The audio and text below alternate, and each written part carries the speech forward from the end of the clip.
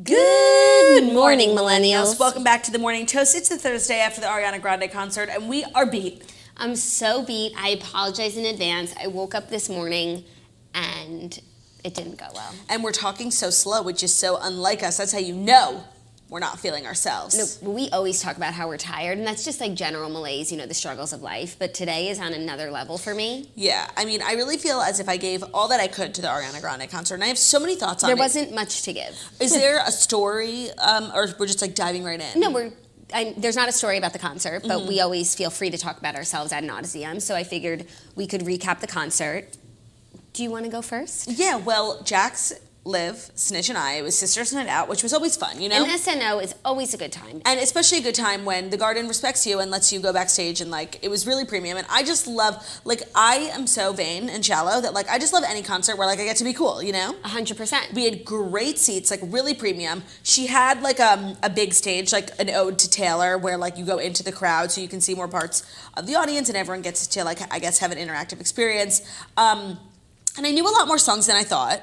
I didn't realize how a lot of her music is not super upbeat. Like, even the songs that I knew, like, I couldn't get myself to dance because it's more of like a sway vibe. Yeah. Like rocking right to left. Her outfits were spectacular. Like, really. Outfits were probably the best part of the show. No, her voice. Oh, of course. And, you know, I really, like, thought she was just like every other pop star who was going to sing with a track. Like, she sang every song. Like, really, like, even though she was singing on top of tracks sometimes, she was giving it her all vocally, and she was harmonizing on top of herself. Like, I give her a 10 out of 10 in terms of vocal performance. Like, her vocal talent, she's like Michael Phelps. Like, she just shows up and she wins because of her talent. Yeah, you know? It's not hard for her, but she sings a lot on top of her tracks, considering how much she's moving and how little she is in her heels and everything. She's working hard up there. Yeah.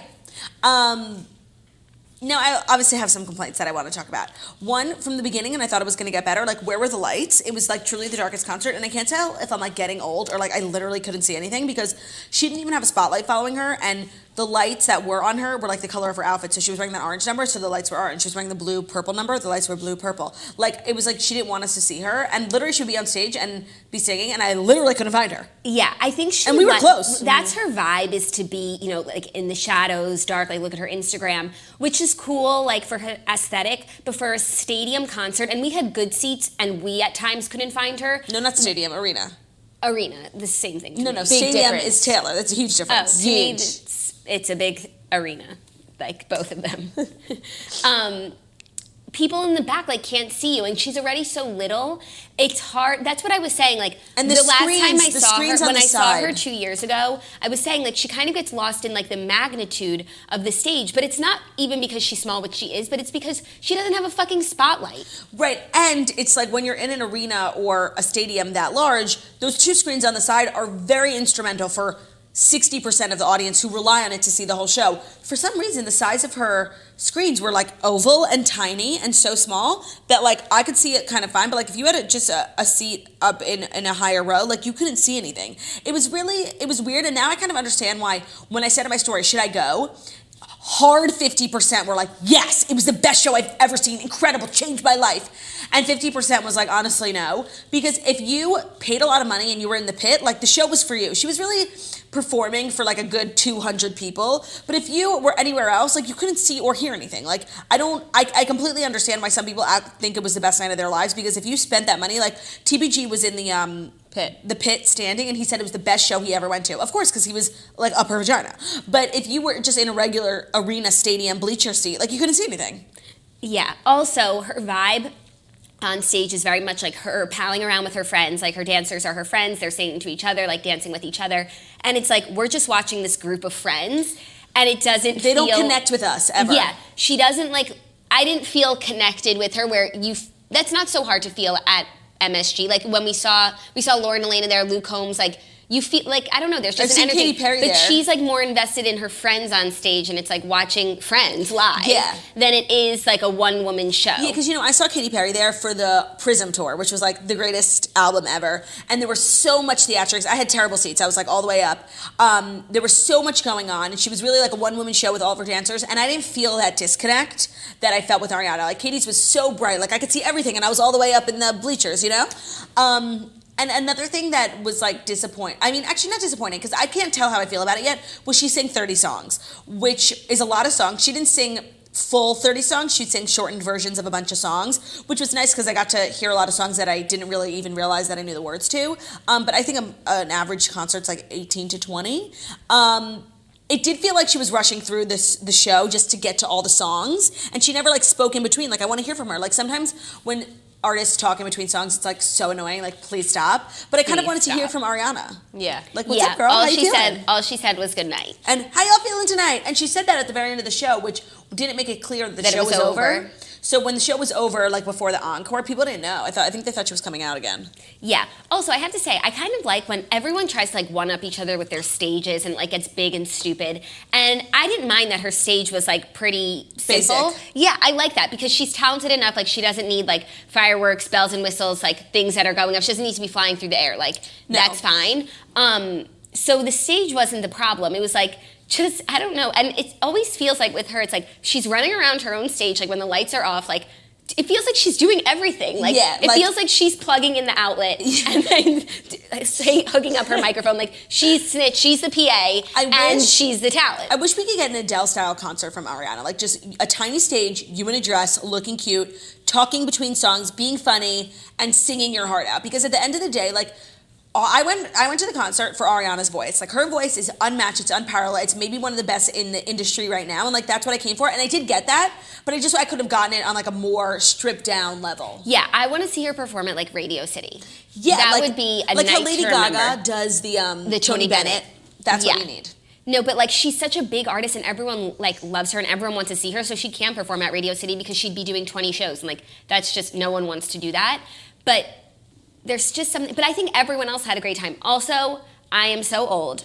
Like, my ears. Is the last concert I will be going to without earplugs. No, my ears were ringing in the cab. Like, and all I wanted to do was like sit down and drink my soda. Yeah, like I actually, like, it was the first time I felt old because first of all, I didn't realize how her fans were so young. Like, I knew they were young a few years ago. I thought they were like all growing up together, but no, they were still like so many teeny boppers there that when me and Margot, the backstage area didn't have tequila, so we went to the bar in like one of the main lounges and it was so empty. The guy was like, really slow tonight because no one's buying alcohol. It's like kids there with their parents. Yeah, but they're having such a great time. Like, her audience really loves her and she puts on a great show and like, I love her so much and I just love her as a person. I love her style. You know, when I was watching the concert, you know what I was thinking? I'm like, if Jackie was ever a pop star, like she would do it like Ariana. No, I was thinking the same thing. Like, the fact that she wears the exact same silhouette since she's 13 because she knows that's what works for her body. Like, I respect that. The fact that she likes her hair up and she wears her pony like that. Like, I really just relate to her on like a,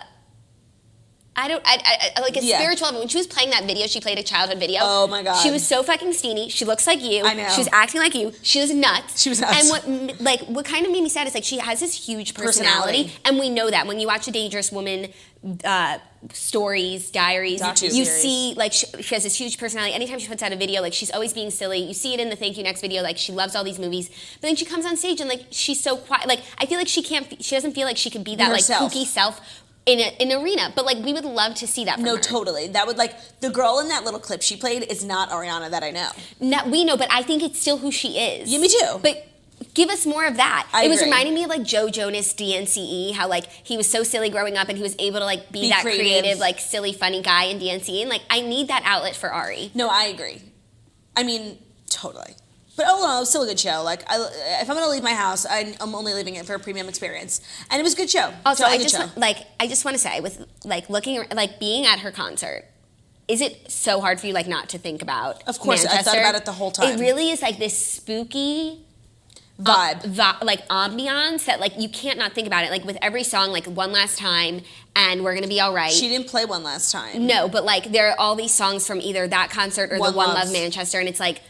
I even saw a girl in front of us wearing those like jeans that she was wearing for One Love, and I was just like, it's everywhere. There's like a creepy vibe to the show. And then when you look around and you see how young her audience is, and you're like, someone came for these people. Yeah, like it was so intentional. These innocent, the most innocent group of people. I think she might have the most pure young I agree. audience, and it's really like eerie. Yeah, no, it was definitely in the air. Yeah. And I think she feels that too. And I've never seen more security at a show in my life. Policemen everywhere. Yeah. No, and usually when there's I liked it. It made me feel safe. No, totally. And usually when there's like security at a concert, if it's indoors, you like probably can't jewel. Yeah. And you like have to hide it, but it's like they're not there to catch you jeweling. The jewel is not the problem. The jewel is not the problem. The jewel was the problem yesterday. Oh yeah. People are okay. I can't. Jackie and I are coming out with merch. Maybe next week we'll do another merch drop of really cool items, one of which is a jewel sticker. And before you go to the website, I just want you to know, if you've never jeweled in your life, we are not here endorsing, influencing you to do so. But if you have a jewel and you want a cool sticker, feel free to purchase. It's a free world. Everyone can do what they want. You don't have to buy the shot glasses either, because shots aren't good for you. Yeah. I'm sorry to people who feel disappointed, but we're still selling them, and I like them. And that doesn't mean anybody else should. I'm my own woman, and as are you. But I just thought we should address it. No, I love the stickers. We use them. We've always been about like selling things that we actually want to use, and that's what we wanted.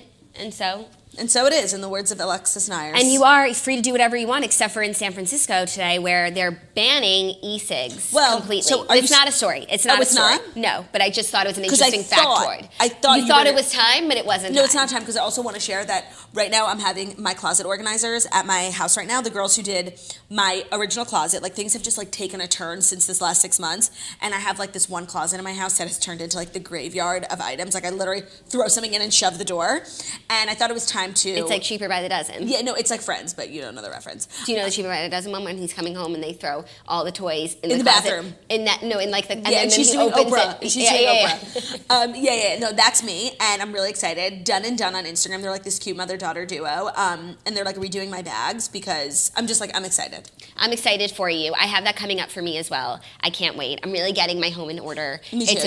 You're inspiring me to get my home in order. It's about fucking time for me. I mean, I've been in my apartment for 2 months. I should probably open my wedding gifts, which I have.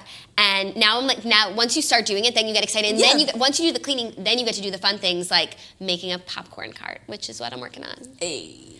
Okay, now I feel as though it is time. Do you think? Let me check my watch. Since you have the time, is it? Oh yeah, I think it's time. You think it's time? Yeah. Okay. It is time to deliver the Fast 5 stories that you need to know before you wake up and take a bite out of your morning toast.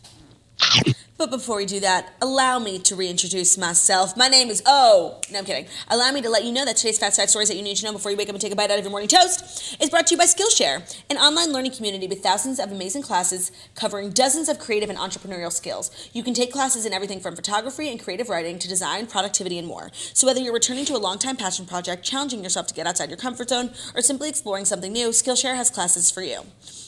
Lifelong learning is important to me. It actually is.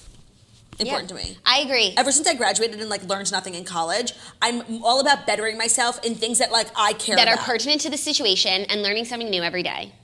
Join the millions of students already learning on Skillshare today with a special offer, with a special offer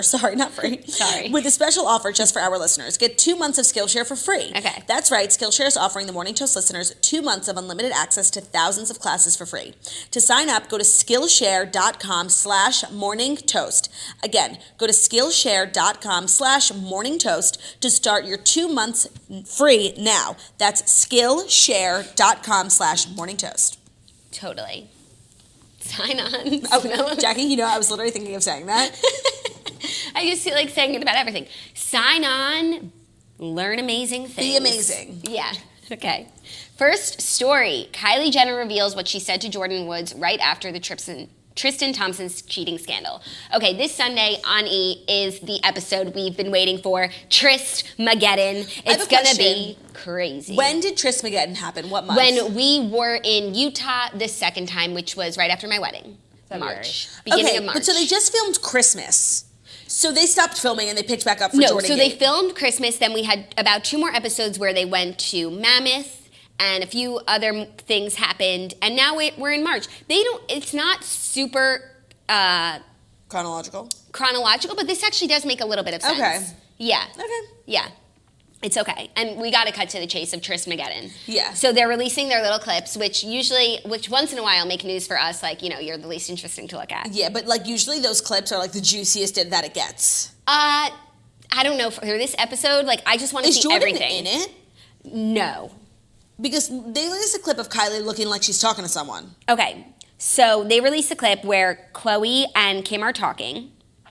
Never in a million years did Khloe Kardashian think that Jordyn Woods would hurt her. In this exclusive clip from Sunday's all-new Keeping Up with the Kardashians, the Good American Boss sits down with sisters Kim and Kylie to discuss Woods' betrayal. Quote, Tristan, we've all known what he's capable of. Look what he did to me when I was 9 months pregnant, the revenge body star shares. But I knew who he was. I never in a million years thought that's who she was. In fact, as shocked Kim reminds the group, quote, no one believed the story when it first dropped. Me, neither. Understandably, since Khloe is her sister and Jordyn is her best friend, Kylie can't help but be put in the middle of the drama. Quote, I called her and she didn't really say anything. She was just like, crying the whole time, a somber Kylie reveals. And I was just telling her, I'm like scared of you now. Like you're capable of waking up the next morning with a smile on your face. Not only did the Kylie Cosmetics boss lay into Jordyn for acting against the family, but she also informed the 21-year-old that she betrayed herself. Quote, I pretty much told her exactly what we've all been talking about. Like, you weren't thinking about True. Not Khloe, not me. Kylie adds. Not even yourself. But you weren't thinking about yourself. Like, look what you did. While Kylie seemingly suggests she can forgive quite a bit, she makes it clear that the actions against her family is where she draws the line. Quote, you could do whatever, but when it affects my family, me, that's when it's a problem. And then did you also see Jordyn and Entertainment Tonight interview, like them walking weirdly? The weirdest thing She's I like ever not saw. wearing a bra. It's the weirdest interview. It was the weirdest interview, and then I actually couldn't finish it because I was like, she didn't know what to say, and watching her try and figure it out was like painful. Yeah. And then I was wondering, like, how'd they sync up with her so quick? Like, this was definitely like she called them up. Yeah, of course. So now I'm mad. Yeah, no, me too. I really feel very confused by this entire Jordyn Woods situation. Like, I can't tell what level of it is orchestrated because it is so weird that they have so much footage of it. And like, if Jordyn is filming this conversation with Kylie, like, why would she agree to that? She's not filming the conversation. Kylie's recounting her conversation with Jordyn to her sisters. Okay. I don't think any of this is orchestrated. Maybe what they put on the show is like maybe stuff happened while they weren't filming. They recreate it. Right. That's fine by me as long as I get the general gist of what truly happened. But this is so crazy. It looks so weird It was today. crazy I was then. just thinking that. Mean! Well, talk to me about your romper. Well, I was just like so verklempt this morning, just like with the organizers and like Theo, that I just literally threw on this piece of trash, and I didn't realize like how mismatched my shoes and my dress were. Like, I just look so weird. I don't know why. I'm sorry. Like, can end the show, please? No, it's cool. It looks good on the show. And now my foot's asleep. Like, I'm just really not feeling well. I understand. No, truly. And it's also like GNO tonight, so I need to get my shit together. I know. I might actually wash my hair. We didn't think this through. Okay, I'm going to cruise through the stories then, because also we're going to talk about this on Monday after the episode airs. Right. I hate talking about something that hasn't happened yet. No, but like, I also like to get my thoughts out before something happens, because Just in case. they'll probably be different after, and it's always interesting to see what I thought before, you know? Like, I would love someone, actually, please, never mind, don't. Okay. Like, I'm just not in the mood. Next up, Paris Hilton. My fucking foot is like dead asleep.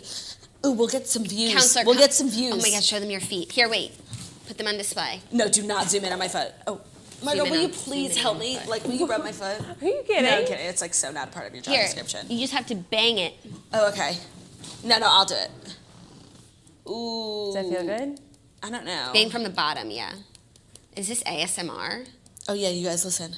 Listen to the sweet sounds of Claudia's feet. Watch her. You are getting very sleepy. Watch her pummeling with This is like not helping. It's making my foot itchy. Justice is being served. Okay, I think I'm fine. Okay. I've just said, like, I'm having like a day where I just don't feel like myself, you know? That was my me hair feels today. like a piece of straw. I need to take a shower. Like, I actually have gotten like way ahead of myself, like with the showering these days. Like, I shower now maybe once a week. What? Yeah. What do you mean? I showered 2 times yesterday. Okay. Margaret, how many times a week do you shower? I shower at least every day because I usually work out, but washing my hair, I don't know. Oh, I'm twice a week wash my hair. I shower at least once a day, sometimes twice. No, I literally haven't showered since Monday. You're lying. No, I swear. Claudia, you're lying. What do you mean? I swear. So you just like change your underwear and hit the road? Yeah. You're lying. No, I swear on my life. Is this a unique week for you? Like you've Yeah, just been no, I've backed just up? been like really lazy and my bathroom's so messy that like I just don't want to go in there. Okay, But I'm gonna shower today. you might. No, I'm going to, and I'm gonna wash my hair also. Your hair looks good. Does it? Yeah. Your hair looks fine. My hair, like when my hair looks good, it feels like shit, and then when my hair feels good, it looks horrible. Totally. You know? Mine feels and looks horrible today. Paris Hilton, Zendaya support Bella Thorne after Whoopi Goldberg's nude photo. Reports page 6, they left out that Dove Cameron is also supporting her as well. Just wanted everyone. Wait, sorry, say that again. I was reading the comments. Everyone's telling me I'm disgusting. Like, I thought nobody showered. Like, Nobody washes their hair. everyone says, like, I hate showering, but, like, we do it. No, yeah, I don't. Paris Hilton and Zendaya are supporting Bella Thorne. Oh, good. Oh, I love Zendaya and Bella just, Thorne. like, my Jackie O note, so is Dove Cameron. Oh, okay. Stars are rallying around Bella Thorne following her war of words with Whoopi Goldberg over Thorne's decision to tweet out her own nude photos. After Goldberg said on Monday's episode of The View that celebrities should know better than to take photos of themselves, Thorne posted a sobbing video aimed at the talk show host that garnered support from a number of her famous pals. Quote, at Zendaya called me today to make sure I was okay. We talked a lot about this generation, the one before us, and how, as women, we shouldn't feel bad about our bodies. That's sweet. Mm-hmm. Slut shaming is one of the biggest topics of this generation, but yet we still keep going somehow. It's really sad. And then she has the View. She wants to China the View, I guess. Oh, she wants to China the View? Yeah. Thorne also Instagram. Did she say that explicitly? No, but she has like the hand motion? The red Oh, yeah. thing. Thorne also Instagram a series of supportive exchanges from her friends, including Lucy Hale, Madison Beer, and Lily Rose Depp, and commented, when your friends come out of the woodwork to support you, all you need to be brave. That feels good. Like Yeah. when like you did something brave, but like everyone's supporting you, so it doesn't feel as brave, you know? No, totally. That's like what you experienced this week. I also just like love Zendaya and Bella Thorne, like being back in the saddle together. Like, are we getting a reboot? Are we going to Shake It Up Chicago? I'm ready. Margot, I feel like if you grew up in Chicago and there was a show like Shake It Up, like you would have auditioned for it. No, I wouldn't have auditioned for it because like I'm not a good dancer, but I definitely would have watched it religiously. You look so like glowy today. Yeah, what'd you do differently? Absolutely Are you nothing. sweating? No, but like your highlight is popping. What'd you put on your forehead. Nothing. You look really shiny, like in a good way. She's probably moisturized and then the light is reflecting, but usually it doesn't because she's a lizard and she doesn't moisturize. Oh yeah, did you drink water yesterday, lizard? No, I actually drank no water yesterday, but I did put on Tarte H2O this morning. It's popping. Okay, good to look great. know. Thanks. The PA showed up for class. The PA showed the fuck up for class. Anyways, I'm happy for Bella Thorne. Do you think she's going to get an apology? Oh, I don't know. Well, I don't watch The View. Did Whoopi say anything yesterday? I don't know. But I feel like it would It have would have crossed been my news. desk. I mean, she's like so in the wrong. Like she should really just like let it pass, Yeah, or like send Bella flowers. totally. Okay, we're cruising But through. also, like, while Whoopi is sending a bad message, it's also a bad message.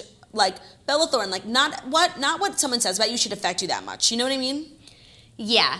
Like, especially if you live in this spotlight, like not everyone's gonna always have nice things to say about you, and you can't get like that torn up over one person's opinion. That's a good point, especially because in the grand scheme of things, she is now being more vocally upset about Whoopi's comments than she was about being the blackmail hacked. Yeah. Right. No, so it's like, are all these people siding with her against Whoopi or against the hacker? I think against Whoopi because the hacking thing happened a few days before, Right. and now it's against So like Whoopi. this is what the response should have been against the hacker. Like Whoopi Goldberg's not the real enemy here. She just had an opinion that I don't agree with. That's true. You know? Mm-hmm. It's a free country. No, but like when are we going to get hacking under control, Tim Cook? Right. It's so crazy. How is it still a problem? I don't know. I don't know. Snitch. Get on. Maybe if you had finished your computer science degree, It's you could just have like fixed it. Think about someone the can things hack that the you're doing. cloud easily, but they can't find an airplane. Such a good call. I read the article. Wait, someone can hack a cloud, but they can't find Amelia Earhart? But no, but that was like so long ago. It's 2019. They can't find the It's Malaysian 2019. flight? You That's what can't. she said. It's 2019. You can't permanently delete a photo like from your cloud, I don't know. but we can't find a plane. No, I know. I read the whole article, and boy, was it interessant.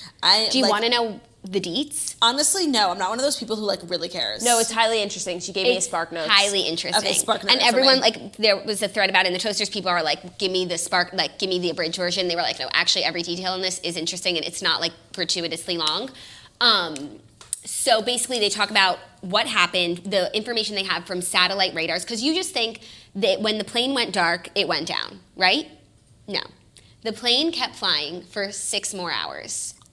So when the plane went dark, and they had all this other radar that they put together like days later that showed that in the 6 hours it went like towards Antarctica, but they conducted the search where the plane went dark. The plane's not fucking there. Right, because it kept flying. Okay, so and in the whole investigation and in the plane radar signals, everyone fucked up. Mostly the Malaysian government, which apparently is very corrupt, didn't know that. Also, apparently the government is tied to Malaysia Airlines. And I remember when this happened, I actually felt badly for Malaysia Airlines because it was like the second plane down in a year. And I was like, no one's gonna fly, like they're a sad little airline. But this was like a gross miscarriage of justice in the investigation. Like, Malaysia's definitely covering up. And when the plane crossed into Vietnam, Ho Chi Minh signaled to the plane, like, you know, hello, welcome to our airspace or whatever. And the captain didn't say the right thing back. He just said, good night, MH370, and then went dark. And that person in Vietnam should have reported signal, didn't. Then Indonesian missile defense wound up seeing the plane later. It shouldn't have been where that was. Well, yeah. And not only did they Where was the plane going? It was supposed to be going to Beijing, China. Not only did they not report the fact that there's a plane flying, an unidentified object that wasn't on radars because it went dark, they didn't send anything up to look at it, because if they sent something up, they could have seen who was flying the plane. Yeah. They could have seen that probably all of the passengers were dead. How'd they kill him? The theory is, there's a lot of different theories, and there's a lot of conspiracy theories, but the theory that makes the most sense given the evidence that we have is that the pilot flew the plane up to 40,000 feet, where the plane would have depressurized. People would have taken down their oxygen masks, which only lasts about 15 minutes. Eventually, they would have went into like a state of unconscious and died from there. But how did the pilot not die? There's better oxygen tanks in the cockpit. So then when everyone's dead, literally everyone probably died with oxygen masks on, completely silent, like not gasping for air. They would have like slipped into unconscious and died. So there are worse ways to die, but so I mean, I guess that's a better. I mean, it all sucks, but it's a better way to die than when it hit the ground. When it hit the water, it's like blew into a million pieces. But so it did hit the water? 6 hours later, but it looks like he killed everyone a little bit. The pilot? Yes. A little bit after it went dark. So like, whose idea was it? So there's a lot of theories. To randomly kill like 600 good people. There's a lot of theories, and we'll never know the whole story because the Malaysian government that conducted the investigation on the pilots, they said, you know, he was in a good mood that day. We looked at CCTV. He seemed good. He has a wife, 2 homes, 3 kids. You know, everything's good. He loves to fly. And then the co-pilot was like an up-and-comer. This was like his last training flight before he was going to become a pilot. So when you look at the 2 of them, the co-pilot like has just everything on the horizon. Yeah, no, it's totally the other guy. And then the other guy, when you look deeper, his wife had left him and was living in a second home. Oh, shit. He was like leaving creepy comments on Instagram models, pictures. No, that's never good. He once used his flight simulator to do something similar to MH370 where the plane just runs out of fuel. So he like practiced it. Like, perhaps. That might be the smoking gun. Anyways, there's all this evidence. The most logical theory is that the captain it was a suicide mission, but he also needed to kill the other hundreds of people. Wait, also, I left a comment on Erica Jane's picture. You see her picture of her ass? It looks amazing. Amazing. Like, she's literally bending over a table of people, just like with her ass out. And I commented, OMG, and she said, hey, baby. I wouldn't respond, what did I say? I don't know. I was like, say, where's MH370? No, but like, I want to have a good response. Help me. Like, it's in the air. What? It's just well, so now Let's do some fire emojis. Debris. It always comes back to debris. It always comes back to debris. Has been washing up. So there's been this one guy who like is an American who's really been invested in this story, and he loves to travel. So that he worked with a bunch of experts. Once they figured out where Are you one of the experts? No. It seems like it. Once they figured out where it probably crash landed, which was like closer to Antarctica, they started looking at wave patterns and where it would have washed up in the years since. So he went to the shores of like Madagascar and wherever it predicted, and he started finding debris. Who's this guy? This American guy he found debris? Who loves to, they found debris. So the plane Did he bring it to the government? Like, what do you do when you find debris? He has this whole system in place, but now it's contention. Like, there's all this cover up, and at one point, one of the debris handlers who gets it to the right person, was murdered. But they said maybe he had other shady dealings, and that's why he was murdered. But it's a whole thing. What the fuck? Oh my God. Well, where are the bodies? I guess they will have decomposed. And they probably are also in the air. Yeah. And it's just they're at the bottom of the South China Sea. Oh. Well, actually, no, that's where they thought they were, but they're somewhere else, off of somewhere else. Wow. The bodies, but now I knew this all put together in a documentary on HBO. They're so in the deep. That's what I was thinking too. This would be, don't make a movie about this because what a terrible ending. Yeah. But a documentary would be so pertinent to the situation. Yeah. How do you lose a fucking plane? I don't know. I can't delete an email. No, it's so true. How do you lose a plane? No, I don't know. The whole thing. That is just so sad. Flying for 6 hours, you don't know where you're going. What happened to the other co-pilot? You think he just killed him? I think he either sent him to go check on something and locked him out, or killed him. That's what they said because there's no way they were in cahoots. And a co-pilot wouldn't have let this all happen, so he got rid of him. For sure. For sure. I feel like co-pilots are easy to get rid of. Nothing with this is for sure, but it's like the opposite. 99.9. When you look, there's actually a lot more. I just thought we had no information, plain gone. There's so much more information than we were originally led to believe. And shout out to the Australians who really helmed the investigation and did it as best as they could, because Malaysia really dropped the ball.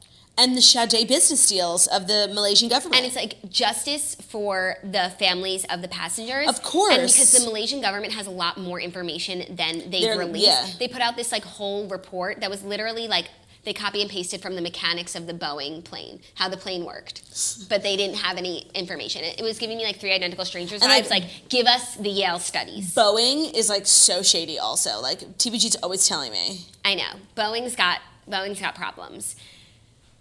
Anyways, also, what was interesting about the article, it gives you so much information about planes and how they work in emergency situations, and it was kind of just like a handbook for the person who wants to do it the next time and get away with it. That's so true. And I feel that way a lot of the time about like movies, like even like Captain Phillips, I remember, like Zero Dark 30, like the way that, I know they don't give away like big government secrets, but it's just like knowing that like we don't negotiate with terrorists, and if you think you're getting into a conversation with a negotiator, just know it's a trap. You're not going to get what you want. Yeah, that's so true. So it's like, I'm glad to have this information, but what if it gets to the hands of the wrong people, But, like, and now maybe, they know how a cabin fucking depressurizes? Like maybe I didn't even know that was a it. thing. It's so neither. easy that they just die in 15 And also, minutes. like, we fly at 30,000 feet, but at 40,000 feet it happens. That's like a little too close for me. Yeah.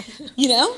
Totally. We should be flying at like 15. And like now, reading this article, like we just have so much faith in our pilots who, I don't know, I've never met them. I want to sit down with each one. Jackie, I think about that all the time, like how much faith we have in like other people. Like every time I get into a car, I have faith that the cab drivers will just like T-bone me and kill me, you know? Yeah. We put so much faith in other people just being like civilized human beings, like pedestrians. I'm just counting on this guy not running me over. He wouldn't die, I would. No, 1,000%. We put too much faith in the hands of other people. But what else are you supposed to do? What else are you supposed to do? You have to never leave your house. I don't know. Maybe I'll just like stop flying. Okay. Well, yeah, no. you'll drive Also, places. we like the airlines that we like Delta. I'm pretty sure they are all like prior Army pilots. Like they're very good vetted. You know, people. it's like if I ever get a jet. But like anyone can just lose their mind on a dime. That's the thing. It's not about experience. It's about not being fucking crazy.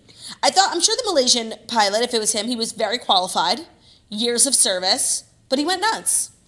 Yeah. Yeah, years of service. It's not about the experience. Yeah. So wild. Anyways, I thought that story was full. Oh yeah, or like if you're waiting for the subway, like you're just counting on someone not pushing you. 100%. You know? Yeah. But it's like, But in New York, it's like, no, they're gonna push you. with that, it's all like one-to-one crime. You know, like you would kill like one person. Whereas like we are hundreds of people sitting in like a little soda can, hoping someone doesn't take just us kill down us. Yeah. to the bottom of the South China Sea. Yeah. Well, I guess now, thank you for giving me a pit. Yeah, giving someone the idea. I mean, I didn't give the idea. Toasters, please Don't. Thank you. We're not that influential. Okay, you know what? I'm going to use that as our third story because that was storified and it's better than the one I had chosen. Okay. Next up, a little cultural news that is really pertinent to your situation. Mine. What's that smell? Poll says it may be the young person not wearing deodorant. Bitch, I don't smell. No. But like these. Like you guys wouldn't even know I didn't shower if I didn't tell you. A new poll finds that half of young people are not using deodorant.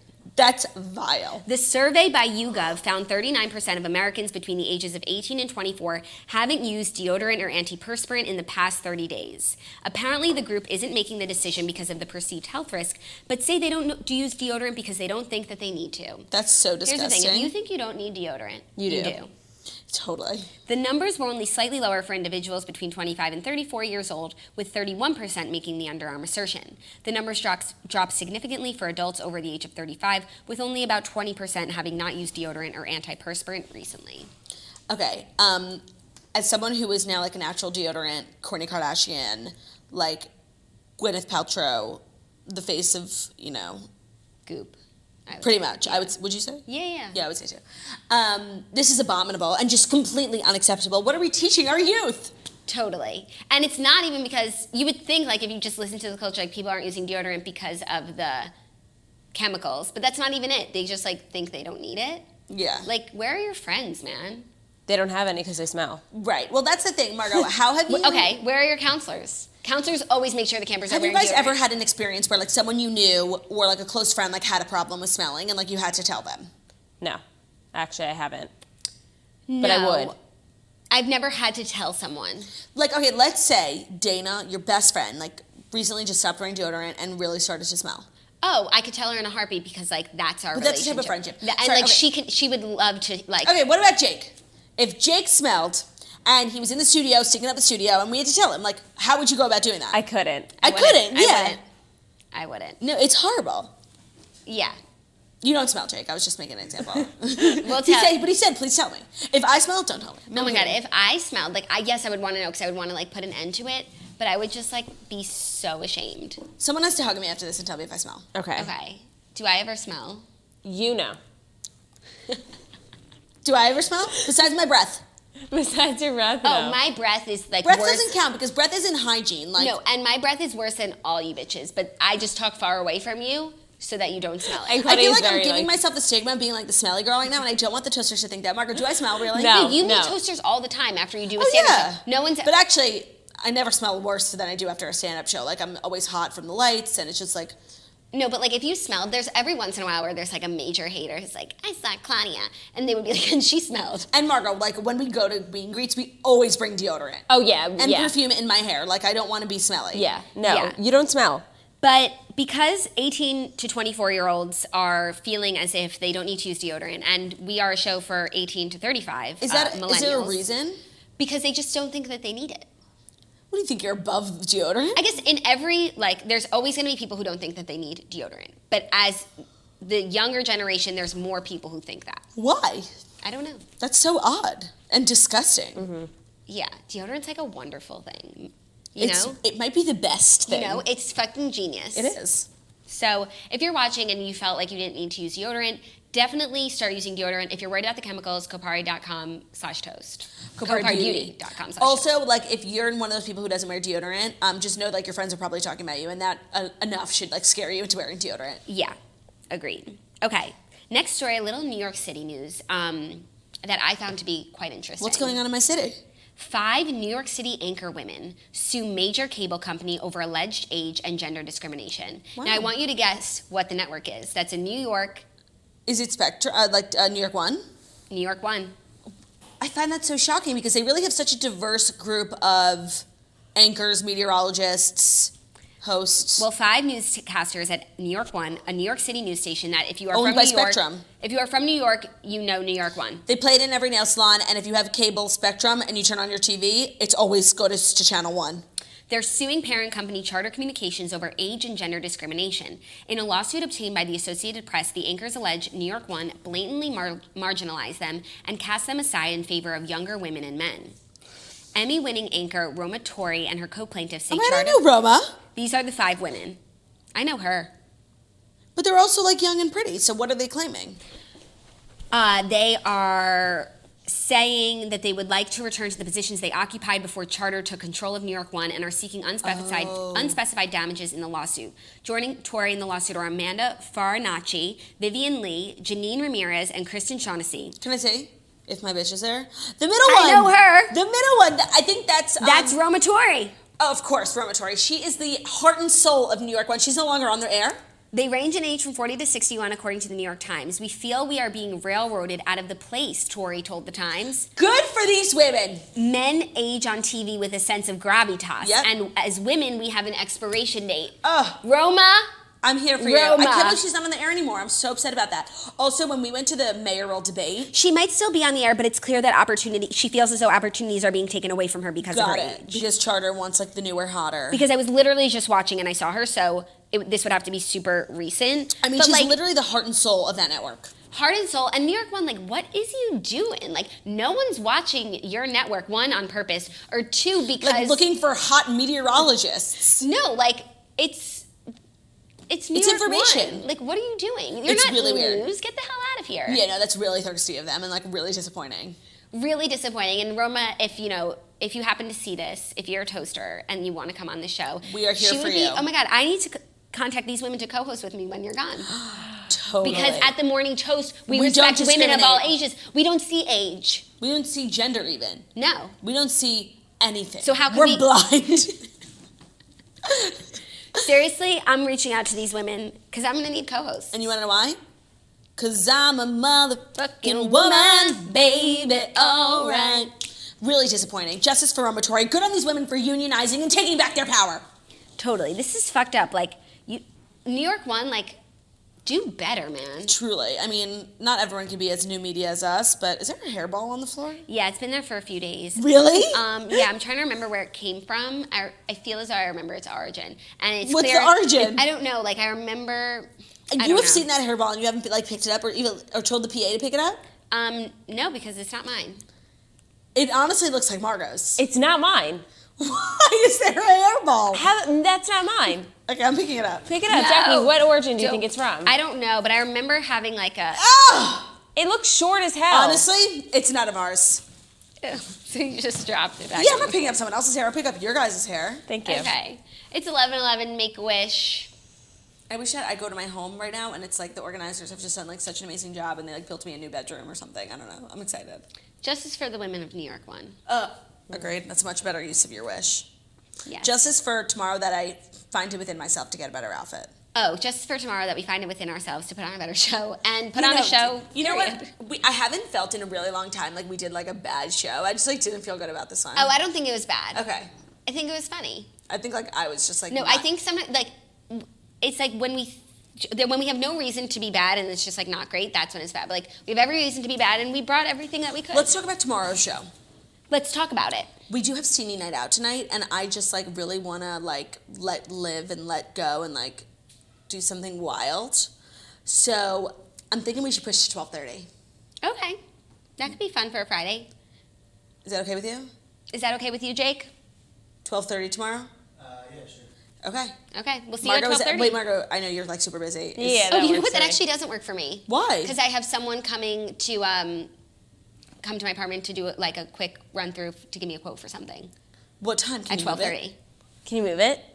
Like honestly, I really don't want to get back on the phone with them. But like you want to wake up early? Like, Please no. no, I really think we should do 12:30. There's nothing worse than waking up at 9 a.m. When you're, like, after drunk. drinking. Like, Okay. 12:30.